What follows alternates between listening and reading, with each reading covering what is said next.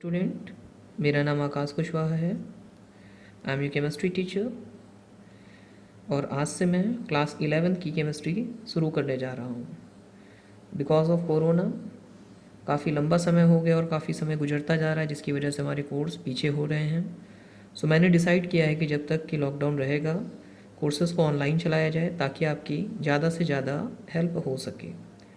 Courses को join करने के लिए आप मेरे फ़ोन नंबर पर व्हाट्सएप या टेलीग्राम कर सकते हैं। बाकी की डिटेल्स आपको दी जाएंगी। सो चलो स्टार्ट करते हैं। पहला चैप्टर क्लास 11th का classification of element. So student, जब हम बात करते हैं क्लासिफिकेशन ऑफ एलिमेंट की तो हमारे माइंड में ये क्वेश्चन ज़रूर आता है कि हमें क्लासिफिकेशन की नीड क्यों पड़ी। सो अगर हम स्टार्टिंग की बात करें so we have very few number of elements जिनको क्लासिफिकेशन की ज़रूरत नहीं थी। बट जैसे जैसे नंबर ऑफ़ एलिमेंट्स बढ़ते गए क्लासिफिकेशन की रिक्वायरमेंट भी बढ़ती गई। सो इसी सीक्वेंस में जो पहले साइंटिस्ट थे जिन्होंने अपना क्लासिफिकेशन प्रपोज किया वो थे डोब्राइनर। डोब्राइनर पहले साइंटिस्ट थे जिन्होंने क्लासिफिकेशन प्रपोज किया और इसे उन्होंने ट्राइड्स के फॉर्म में प्रपोज किया था। It was tried. Tried means group of 3। ठीक है, तो यहाँ पर हम देख सकते हैं कि उन्होंने कई सारे ट्राइड प्रपोज किए थे, जिसमें से 2 यहाँ पर हैं, जैसे कि लिथियम, सोडियम और पोटेशियम। ये ट्राइड्स उन्होंने एलिमेंट्स को उनके इंक्रीजिंग एटॉमिक मास के बढ़ते हुए सीक्वेंस में रखकर बनाए थे और एक कोरिलेशन भी इस्टेब्लिश किया था, जिसमें उन्होंने ये कहा था कि जब भी एलिमेंट्स को उनके एटॉमिक मासेस के इंक्रीजिंग सीक्वेंस में रखा जाता है तो सेकेंड एलिमेंट का एटॉमिक मास फर्स्ट और थर्ड एलिमेंट के एटॉमिक मास का एवरेज होगा या उसका एरिथमेटिक मीन होगा। जैसा कि हम यहाँ पर देख सकते हैं, लिथियम, सोडियम और पोटेशियम। लिथियम का एटॉमिक मास 7, सोडियम का 23 और पोटेशियम का 39। यहाँ पर जब हम उसका एवरेज निकालते हैं then it is found to be 23। तो यहाँ पर हम ये कह सकते हैं कि सोडियम का एटॉमिक मास क्या है 23। सो यहाँ पर उनका ट्राइड वर्क कर रहा है। यहीं पर अगर हम दूसरे पेयर की बात करें देन आयरन, कोबाल्ट और निकल, यहाँ पर भी उनका ट्राइड प्रॉपरली वर्क कर रहा है। सो इस टाइप से उन्होंने ट्राइड्स बनाए और ट्राइड्स बनाने के बाद एक लॉ भी दिया जिससे कि हम अननोन एटॉमिक मासेस के बारे में भी जान सकते हैं अगर उनके बारे में हमें पता नहीं है तो। अगले पर आते हैं। अगला था न्यूलैंड्स लॉ ऑफ ऑक्टेव। ये 1863 में प्रपोज किया गया था और according to that law of octave अगर हम एलिमेंट्स को उनके इंक्रीजिंग एटॉमिक मासेस के सीक्वेंस में अरेंज करें और 7 का ग्रुप बनाएं तो एवरी 8th एलिमेंट, हर 8वां एलिमेंट जो होगा उसकी प्रॉपर्टी फर्स्ट एलिमेंट की प्रॉपर्टी के सिमिलर होगी। जैसे कि यहाँ पर हम आसानी से देख सकते हैं कि अगर फर्स्ट एलिमेंट लिथियम है तो सेकेंड एलिमेंट बेरिलियम होगा, then boron, then carbon, then nitrogen, then oxygen और एर्थ एलिमेंट क्या होगा, इट इज़ सोडियम। हम सभी जानते हैं कि लिथियम और सोडियम की केमिकल प्रॉपर्टीज़ सेम होती हैं और इन्हें अल्कली मेटल में रखा गया है। इन द सेम मैनर अगर हम कार्बन की बात करते हैं तो कार्बन से एर्थ एलिमेंट होता है सिलिकॉन, जिसकी प्रॉपर्टी कार्बन की प्रॉपर्टीज से काफ़ी कुछ मिलती जुलती है। इनके लॉ को म्यूजिकल ऑक्टेव का लॉ भी कहा गया बिकॉज उन्होंने इसको समझाने के लिए म्यूजिकल ऑक्टेव की हेल्प ली थी, जो कि डो रे मी फा सो ला टी थी वेस्टर्न में, और अगर इंडिया की बात करें देन सा रे गा मा पा धा नी। ठीक है, याद रखना कि यहाँ पर 7 एलिमेंट्स का ग्रुप बनाया गया था, ना कि 8। ठीक है, एक्चुअल में लोग कंफ्यूज हो जाते हैं 8 में, तो 8 नहीं थे, it was a group of 7। इस बात का आपको बहुत ध्यान रखना है, कई बार पूछा गया है। दूसरा क्वेश्चन जो पूछा जाता है वो ये पूछा जाता है कि किस एलिमेंट की प्रॉपर्टी किससे मैच करेगी। ठीक है, तो आपको ये बात का ध्यान रखना है कि उस समय जो नोबल गैसेस थी वो डिस्कवर्ड नहीं थी, there was no noble gas. ठीक है, तो नोबल गैसेस को आपको हटा देना है और उसके बाद आपको आंसर देना है। कीप इन माइंड, आप सभी को एटॉमिक नंबर याद होंगे सीक्वेंस में, सो इस बात का ध्यान दें।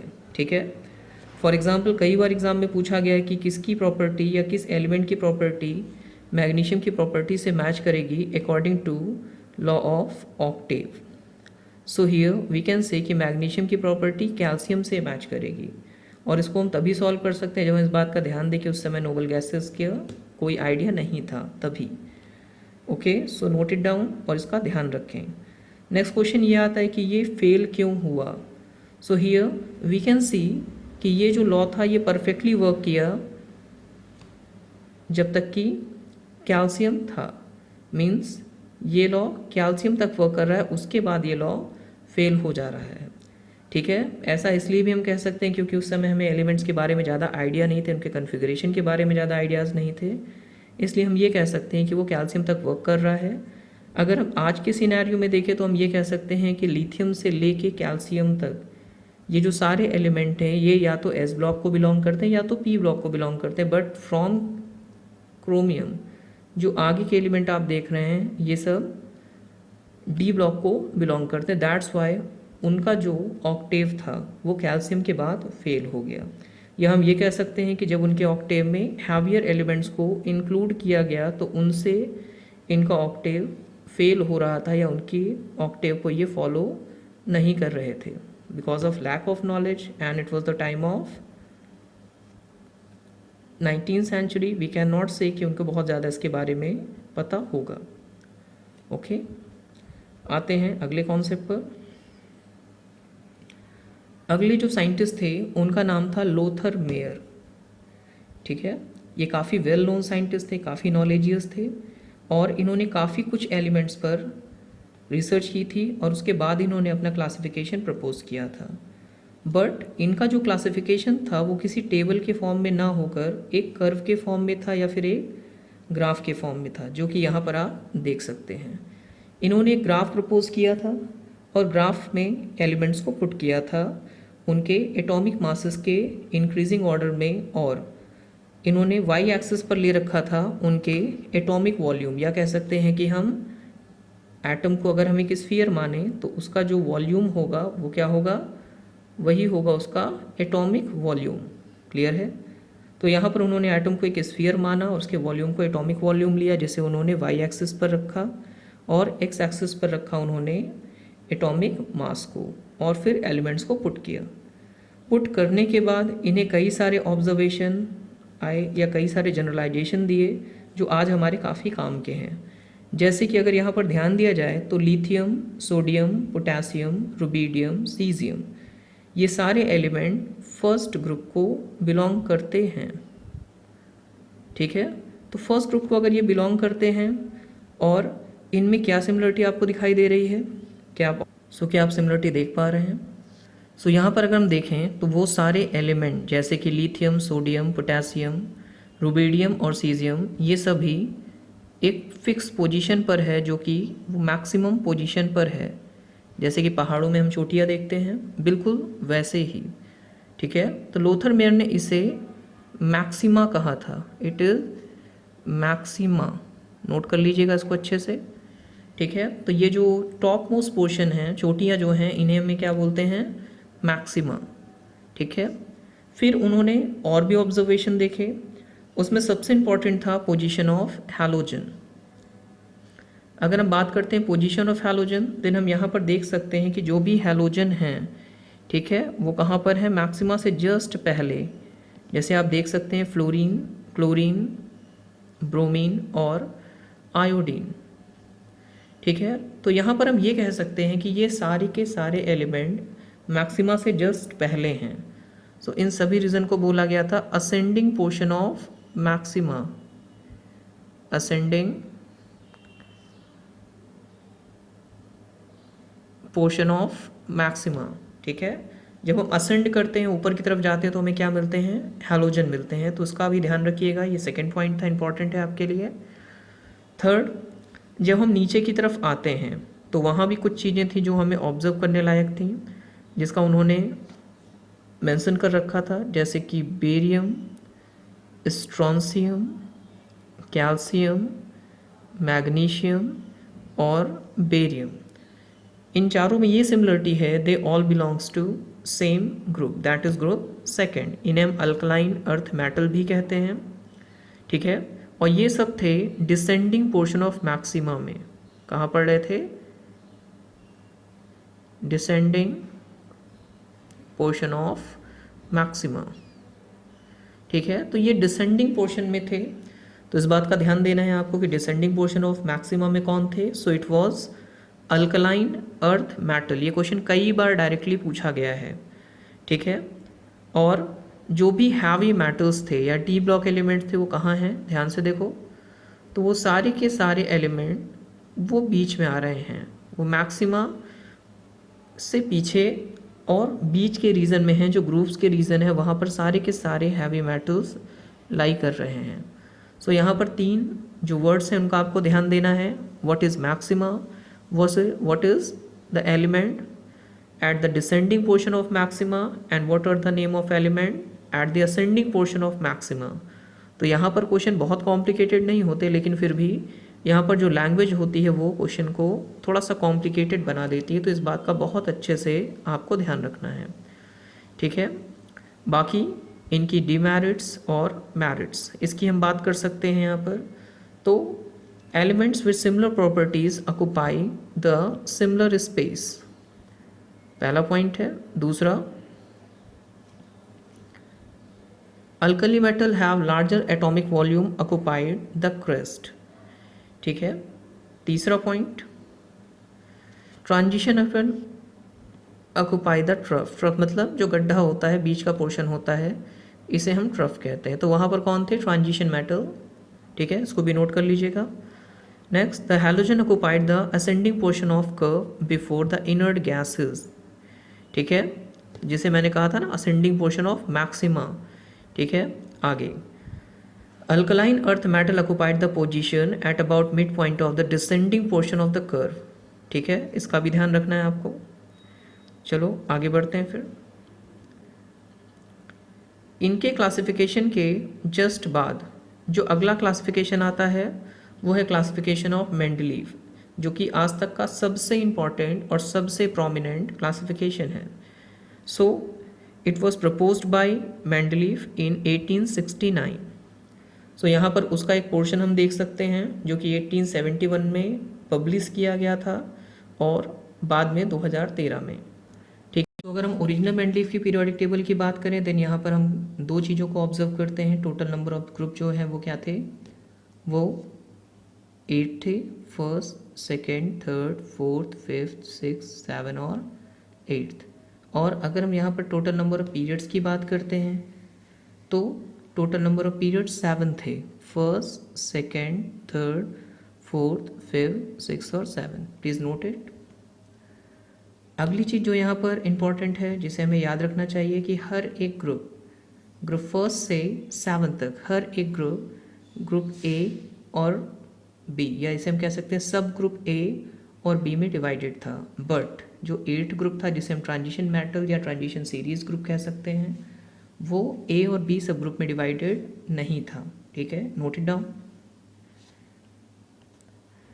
अगली बात जो वेरी इंपॉर्टेंट है, मेंडलीव ने अपनी पीरियोडिक टेबल में कई प्लेसेस पर कुछ ब्लैंक स्पेस छोड़ रखे थे और ये भी प्रिडिक्ट करके दिया था उन्होंने कि आने वाले समय में नए एलिमेंट डिस्कवर होंगे जो कि इन प्लेसेस को फिलअप करेंगे। और आगे आने वाले समय में ऐसा ही हुआ, इन ब्लैंक स्पेसेस में एलिमेंट्स को फिलअप किया गया जो नए डिस्कवर्ड एलिमेंट थे। क्लियर है यहाँ तक?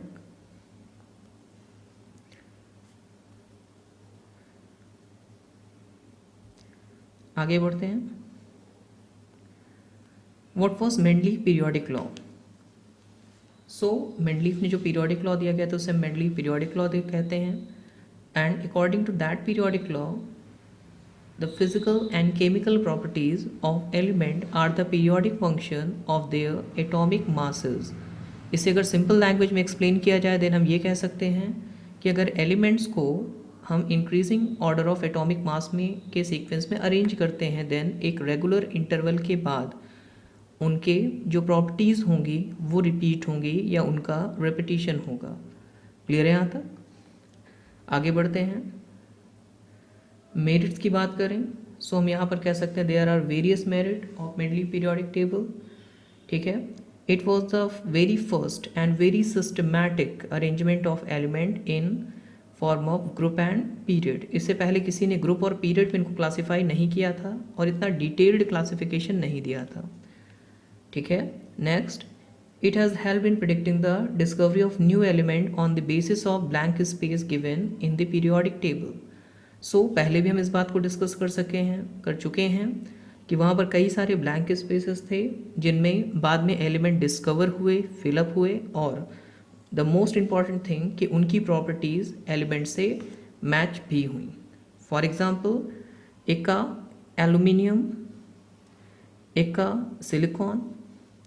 So here the mean of एका मतलब होता है एक के बाद, ठीक है। हिंदी में भी हम इस एका कहते हैं, अगर आप संस्कृत की बात करें वहाँ पर भी एका टर्म यूज़ होता है। सो एका मीन्स एक के बाद।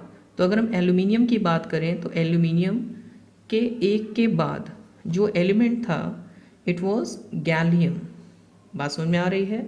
और जिसे उन्होंने एका सिलिकॉन कहा, मतलब सिलिकॉन के एक के बाद, it was found to be germanium. And when it is found, इनकी जो प्रॉपर्टीज़ थी वो काफ़ी हद तक उससे मैच कर रही थी। क्लियर है। अपार्ट फ्रॉम ऑल दैट उन्होंने कई सारे एलिमेंट्स के एटॉमिक मासेस को भी करेक्ट किया। उनमें से एक एलिमेंट जिसका एटॉमिक मास उन्होंने करेक्ट किया था वो था बेरिलियम। उन्होंने गोल्ड और प्लैटिनम के बीच के कंट्रोवर्सी को भी दूर किया और उनके एटॉमिक मासेस को भी करेक्ट किया था। अब बात करते हैं हम लोग डीमेरिट्स की। हम सभी जानते हैं कि अगर कुछ अच्छाइयाँ हैं तो कुछ बुराइयाँ भी होती हैं। तो सबसे पहली बात की जाए तो सबसे पहली बात यह है कि उसमें हाइड्रोजन की जो पोजीशन थी वो सर्टेन नहीं थी। आज भी इसको लेकर काफ़ी कंट्रोवर्सी है, ठीक है। फिर no separate position were given to isotopes. अगर हम बात करें आइसोटोप को तो उन्हें आइसोटोप की कोई पोजीशन उन्होंने नहीं दी थी। क्लियर है यहाँ तक। नेक्स्ट, अगर हम बात करें आइसोटोप्स की तो आइसोटोप्स वो सारे एलिमेंट्स होते हैं जिनके एटॉमिक नंबर सेम होते हैं बट एटॉमिक मासेस डिफरेंट होते हैं। तो अगर हम ये कहते हैं कि आइसोटोप्स की कोई पोजीशन नहीं थी देन ये सही है, क्योंकि अगर हम एक ही एलिमेंट को रखना चाहेंगे मेंडलीव की पीरियोडिक टेबल में देन उन एलिमेंट को हमें अलग अलग प्लेस पर रखना पड़ेगा, क्योंकि उनके एटॉमिक मासेस क्या होते हैं, वो अलग अलग होते हैं। सो प्लेस ऑफ आइसोटोप को हम ऐसे समझ सकते हैं जैसे कि अगर हम एक एग्जांपल लें हाइड्रोजन का, तो हाइड्रोजन के 3 आइसोटोप होते हैं जो प्रोटियम, ड्यूटीरियम और ट्राइटियम कहलाते हैं। इनके एटॉमिक नंबर 1 होते हैं और इनके एटॉमिक मासेस 1, 2 और 3 होते हैं। अगर मेंडलीव की पीरियोडिक टेबल में इन्हें पुट करना होगा देन इन सभी के प्लेसेस अलग अलग होंगे। रीज़न ये है कि इनके एटॉमिक मासेस 1, 2 और 3 हैं जो कि सेम नहीं है। दैट्स वाई हम ये कह सकते हैं कि आइसोटोप की पोजीशन सेफ नहीं थी, ठीक है।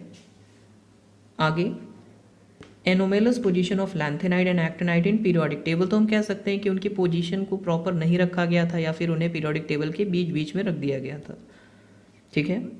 अगला, the order of increasing atomic weight is not strictly followed in the arrangement of element in periodic table. For example argon की बात करें इज प्लेस बिफोर पोटेशियम।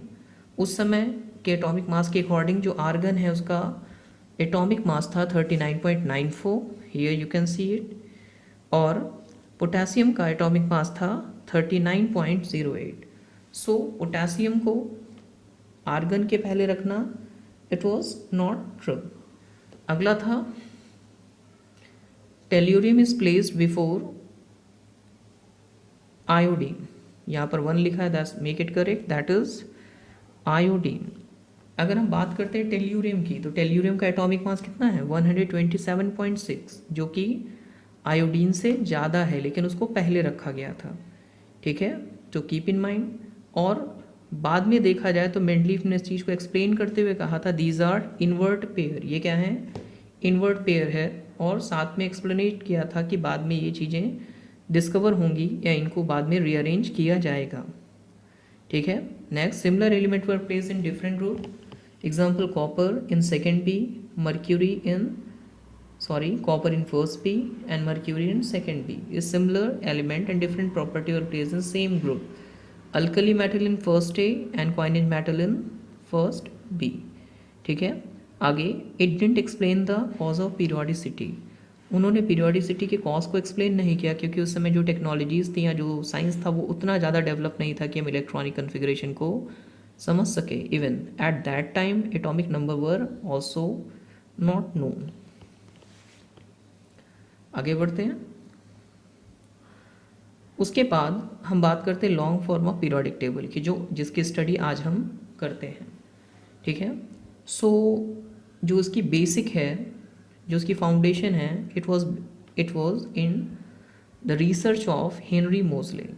वो एक्सरे डिफ्रैक्शन की स्टडी कर रहे थे and during that he found that कि जिसे हम न्यूक्लियर चार्ज कहते हैं, it was found more characteristic property या more accurate characteristic property as compare to atomic mass, जिसे कि पहले एक बेस माना जाता था.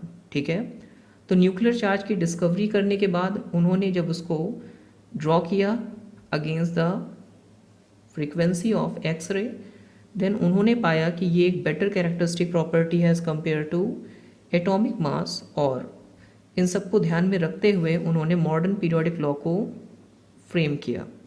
According to modern periodic law अगर हम बात करें तो physical and chemical properties of element are the periodic function of their atomic number.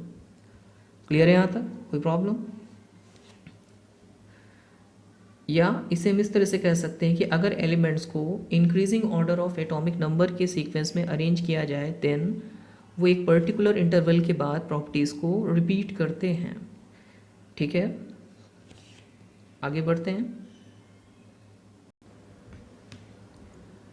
Let's discuss periodicity.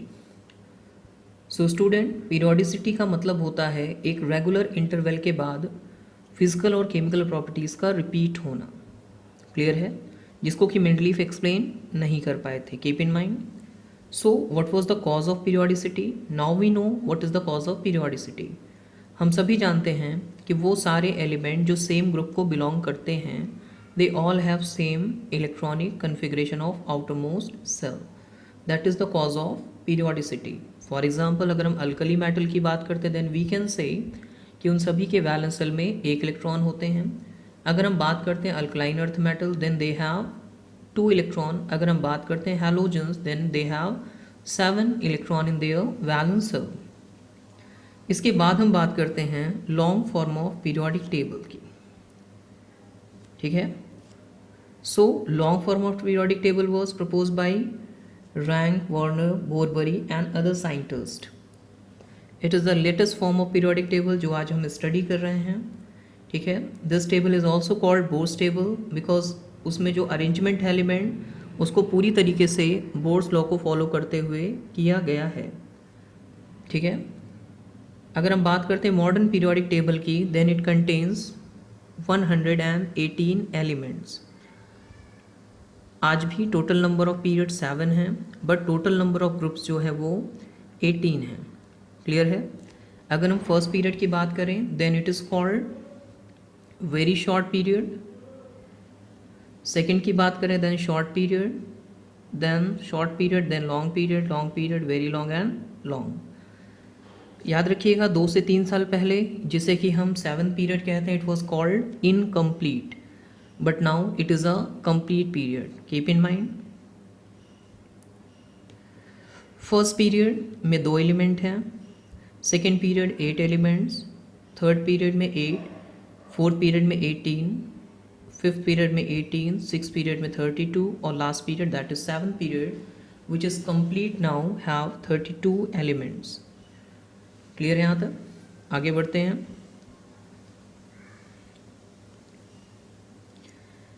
Each period consists of series of element having same valence cell. Each period correspond to particular principal quantum number of the valence cell present in it. मतलब जो भी period का number होता है वही उसका principal quantum number होता है जिसे हम आगे के चैप्टर्स में पढ़ेंगे. ठीक है, आगे बढ़ते हैं. Each period start with alkali metal. अगर हम ध्यान से पीरियोडिक टेबल को देखें सो हर पीरियड अल्कली मेटल से स्टार्ट होता है, having outermost electronic configuration as NS1. Second point, each period ends with noble gas and outermost configuration is NS2 NP6 except helium. अगर हम हीलियम को छोड़ दें तो सभी नोबल गैसेस का कन्फिग्रेशन NS2 और NP6 होता है, और ये last period that is also called 18th.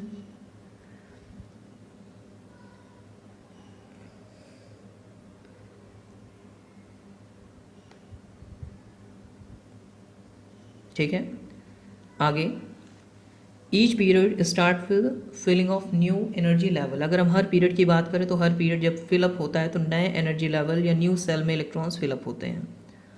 आगे, the number of element in each period is twice the number of atomic orbital available in energy level that is being field.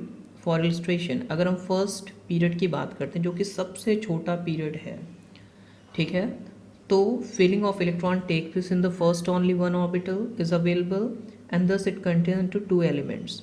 ठीक है, सो हम यहाँ पर कह सकते हैं कि एक एक करके इलेक्ट्रॉन्स को फिलअप किया जाता है. ठीक है, next third period, short period having only 8 elements. अगर हम थर्ड पीरियड की बात कर रहे हैं तो वहाँ पर कितने एलिमेंट्स हैं? केवल 8 एलिमेंट्स हैं. Filling of electron take place in third energy level for each. n equal to 3, मतलब ये थर्ड पीरियड है. l equal to 0, m and last में s होगा. ठीक है, इसको हम बाद में डिस्कस करेंगे, it's not a topic of this place. आगे बढ़ते हैं, ग्रुप की बात करते हैं. अगर हम ग्रुप्स की बात करें तो लॉन्ग फॉर्म पीरियोडिक टेबल में टोटल 18 ग्रुप्स होते हैं. ठीक है, यहाँ पर हम साफ साफ देख सकते हैं. अगर हम पुराने फॉर्म की बात करें तो यहाँ पर भी हम A और B को देखेंगे. फर्स्ट A दिख रहा है, second A, third B, 4B, 5B, 6B, 7B और फिर 8th, नॉट 8th A और B.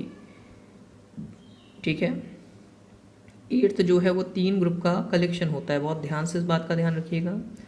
आगे बढ़ते हैं. First B, second B, then third A, 4A, 5A, 6A, 7A और 18A. क्लियर है.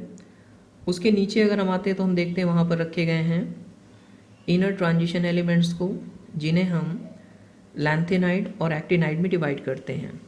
क्लियर है यहाँ तक? जो हमारा ये रीजन है ये कहलाता है एस ब्लॉक एलिमेंट्स. ठीक है, क्योंकि यहाँ पर जो उन्हीं एलिमेंट्स को प्लेस किया गया है जिनके वैलेंस सेल में जो उनका लास्ट इलेक्ट्रॉन है जो एस सब सेल में जाता है, उन्हें यहाँ पर पुट किया गया है. ठीक है, उसके बाद का रीजन कहलाता है ट्रांजिशन मेटल्स. यहाँ पर जो भी हैं वो सभी मेटल्स हैं, और उसके बाद का जो प्लेस है उसे हम बोलते हैं पी ब्लॉक. ठीक है, नीचे आ जाते हैं तो इन्हें हम एफ ब्लॉक भी कहते हैं, या इन्हें हम इनर ट्रांजिशन मेटल के नाम से भी जानते हैं. इनको अभी हम डिटेल में नेक्स्ट लेक्चर में डिस्कस करेंगे. Not to worry about it, इन्हें काफ़ी डिटेल में डिस्कस किया जाएगा. आगे बढ़ते हैं.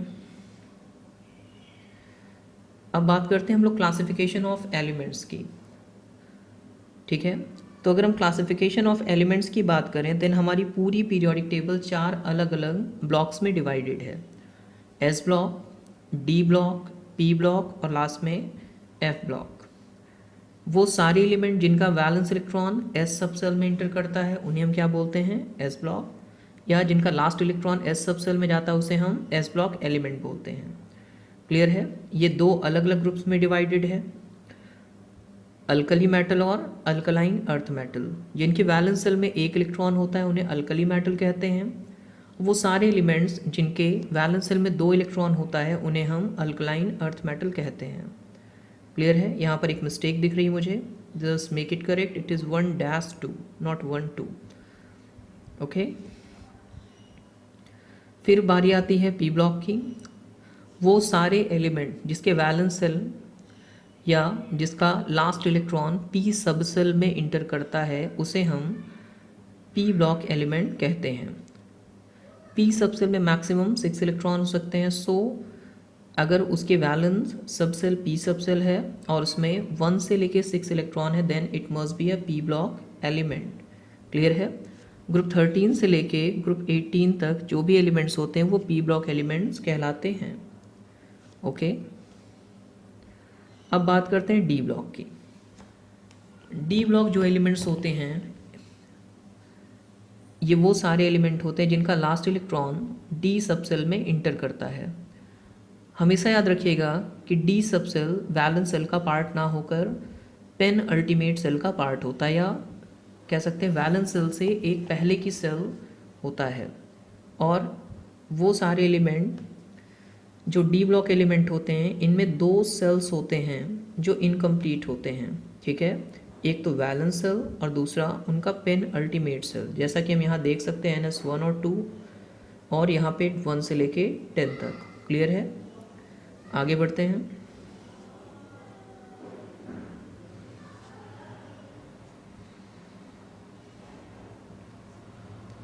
इन सभी को ट्रांजिशन मेटल कहा जाता है। कई सारी सीरीज़ में इनको डिवाइड किया गया, जैसे 3D series, 4D series, 5D series, 6D series और 7D series. The last is F block. F block वो सारे एलिमेंट्स होते हैं जिनके 3 सेल इनकम्प्लीट होते हैं, जिसे कि हम valence shell, penultimate shell और एंटी पेन अल्टीमेट सेल कह सकते हैं, ठीक है। इनको आसानी से पहचाना जा सकता है क्योंकि इनमें कोई भी एलिमेंट अगर आपको ऐसा दिया जाता है जिसमें एफ सब सेल में 14 से कम इलेक्ट्रॉन है, देन आप कह सकते हो वो एक एफ ब्लॉक एलिमेंट है, कंफर्म, ठीक है। तो ये बहुत बड़ी पहचान होती है जिसका आप ध्यान रखें तो आप आसानी से एक एफ ब्लॉक एलिमेंट को पहचान सकते हैं बिना उसकी कन्फिग्रेशन को याद किए हुए, ठीक है। अब बात करें अगर हम एफ ब्लॉक एलिमेंट की, तो इन्हें भी 2 सीरीज़ में डिवाइड किया गया है। पहली सीरीज़ कहलाती है लैंथेनाइट सीरीज़ और दूसरी सीरीज़ कहलाती है एक्टिनाइट सीरीज़। अगर हम लैंथेनाइट की बात करें देन सीरियम से लेके ल्यूटेटम, सीरियम जिसका एटॉमिक नंबर 58 है, से लेकर ल्यूटेटम जिसका एटॉमिक नंबर 71 है, ये कहलाते हैं लैंथेनाइट एलिमेंट्स। और एक्टिनाइड एलिमेंट्स वो होते हैं जो थोरियम से लेके लॉरेंसियम तक रखे गए हैं, जिनका एटॉमिक नंबर 90 से 103 है, ये एफ ब्लॉक एलिमेंट्स कहलाते हैं, ठीक है। नाउ द क्वेश्चन अराइजेस कि एफ ब्लॉक एलिमेंट्स को पीरियोडिक टेबल के बाहर क्यों रखा गया है, ठीक है। सो कमेंट करके बताइएगा, नेक्स्ट लेक्चर में मैं इसका आंसर आपको दूंगा, ठीक है। तब तक के लिए पढ़ाई जारी रखिए आप लोग। Stay at home and stay safe. Thank you.